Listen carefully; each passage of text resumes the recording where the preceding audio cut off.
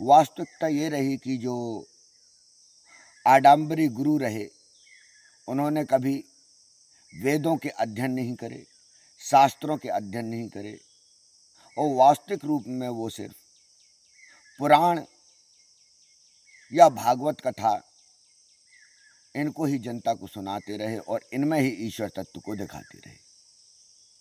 हमें ये जानना चाहिए कि महाभारत, गीता, रामायण ये बहुत बाद में लिखी गई। राम भी आराधना करते रहे, श्री कृष्ण भी आराधना करते रहे। वो किसकी आराधना करते रहे? वो किससे शक्ति प्राप्त करते रहे? रामेश्वरम का क्यों निर्माण किया गया? तुम उससे शक्ति को नहीं समझ पाए, उस ऊर्जा शक्ति को ही नहीं समझ पाए, क्योंकि तुम प्राण प्रतिष्ठा को ही नहीं जानते। प्राण प्रतिष्ठा यानी प्राणों को डालना।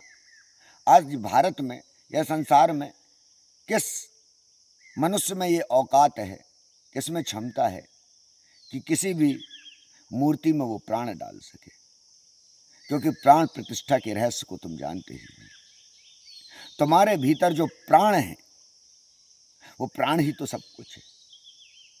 उस प्राण के द्वारा ही तुम सभी शक्तियों को प्राप्त कर सकते हो। जिसको तुम कहते हो शक्तिपात, वो वास्तव में ऊर्जा रूपांतरण होता है। वो ऊर्जा होती है जिसको तुम रूपांतरित करते हो। तुम प्राप्त कर सकते हो समाधि को, तुम देख सकते हो अपने पूर्वजों को, तुम देख सकते हो अपने पितरों को, तुम देवी देवताओं के दर्शन कर सकते हो। सब कुछ संभव। जिस प्रकार से रामायण लिखी गई, जिस प्रकार से महाभारत लिखी गई, जिस प्रकार से उसके बाद के और अन्य ग्रंथ लिखे गए, ये सब किस तरह लिखे गए? ध्यान के माध्यम से। वो ध्यान जो समाधि के बाद प्राप्त होता है, उस ऊर्जा शक्ति के द्वारा हम सब कुछ ग्रहण कर सकते हैं। जिस प्रकार से तुम्हारे घर में टीवी अनेकों चैनल दिखा रहा होता है, उसी प्रकार से हमारे अंदर वो शक्तियां मौजूद हैं। बस तुम्हें उन शक्तियों को समझना है, जानना है। जो मैं बार बार धनु स्तंभन विद्या को आपसे कहता हूं, जिसके द्वारा भूत प्रेत तंत्र मंत्र जादू टोना इन सभी शक्तियों का नाश होता है। जितनी भी नकारात्मक शक्ति हैं वो सभी समाप्त हो जाती हैं। मैं समय समय पर इस रुद्र पांडव हनुमान में, जो सरस्वती का उद्गम स्थल है, इस क्षेत्र में मैं कहता हूं भीम कुंड हुए, अर्जुन कुंड हुए, अद्भुत गुफा हुई,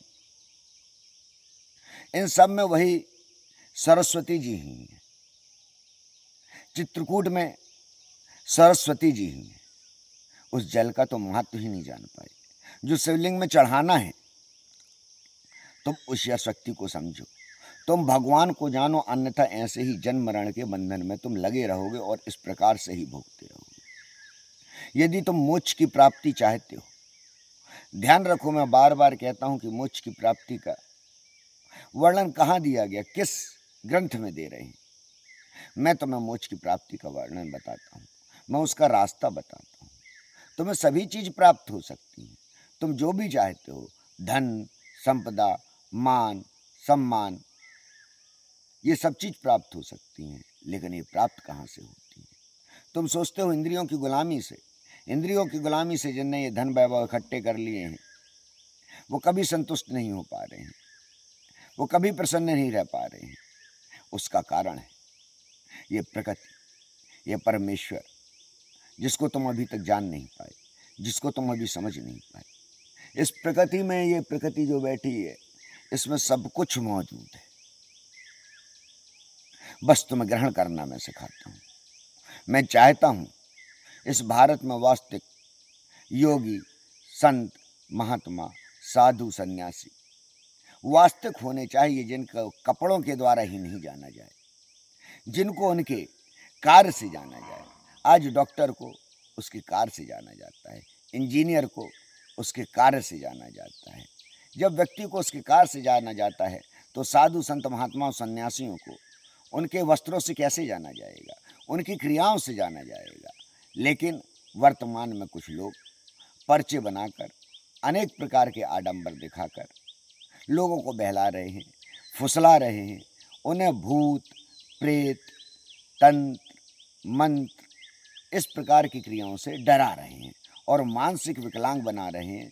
इससे क्या होता है, सिर्फ वो व्यक्ति ही पीड़ित नहीं होता और मानसिक गुलाम नहीं बनता, साथ साथ जो उसके परिवार के लोग होते हैं वो भी उस क्रिया में फंस जाते हैं।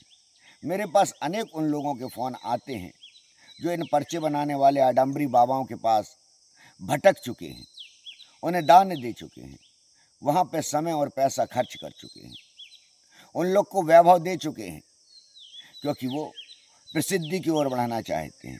और मेरा उद्देश्य जन जन को जागृत करना, मेरा उद्देश्य सभी साधु संत महात्माओं को समाधि की उस स्थिति तक ले जाना जहाँ बुद्ध गए, जहाँ महावीर गए, जहाँ रजनीश गए, जहाँ श्री कृष्ण गए, जहाँ स्वयं शिव रहते हैं।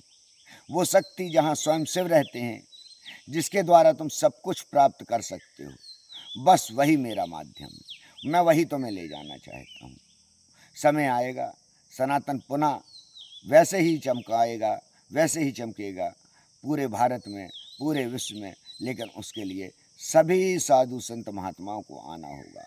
आज आडंबरी लोग हैं, साधु संत महात्मा अनेकों, जिसके कारण आप देखिए अयोध्या राम मंदिर में चोरी दिख रही है, उज्जैन महाकाल में सुनने को आ गया, मथुरा में सुनने को आ गया। आप जहाँ देखिए, तो आप बताइए ईश्वर इनको क्यों नहीं दंड दे रहा है, क्यों नहीं इन्हें कष्ट मिल रहा है? क्योंकि आप ईश्वर आत्मा परमात्मा को जानते ही नहीं है। इसलिए मंदिर के चोरी करने वालों को कुछ दंड ही प्राप्त नहीं हो रहा, होगा उन्हें दंड प्राप्त, क्योंकि ये उस क्रियाओं को नहीं जानते हैं। उसके लिए समय लगेगा, उसका इंतजार करना होगा आपको, और जब वो भोग रहा होता है उसका आप नहीं जान सकते वो किस प्रकार से भोग रहा होता है। भोगने के अनेक तरीके होते हैं, जो चिल्ला रहे हैं इनमें से ये लोग अनेकों भोग रहे हैं, और जो इन आडाबरियों के पीछे खड़े होकर चिल्ला रहे हैं, मैं कह रहा हूँ निश्चिंत रहो, तुम्हें भी बुढ़ापे तक ऐसा भोगना होगा, ऐसा भोगना होगा कि तब तुम मेरे शब्दों को याद करोगे कि बार बार मैं कहता रहा हूँ सनातन शरीर नहीं आत्मा है। उस आत्मा तत्व को समझो, तब तुम परमात्मा को जान पाओगे। जब तक तुम आत्मा को नहीं जान सकते तब तक तुम परमात्मा को ही नहीं जान सकते। और मैं वही आत्मा से परमात्मा तक के रास्ते तक तुम्हें ले जाता हूँ, जिसमें मात्र मेरे को 45 मिनट लगता है, जितना श्री कृष्ण को अर्जुन को ले जाने में लगा था।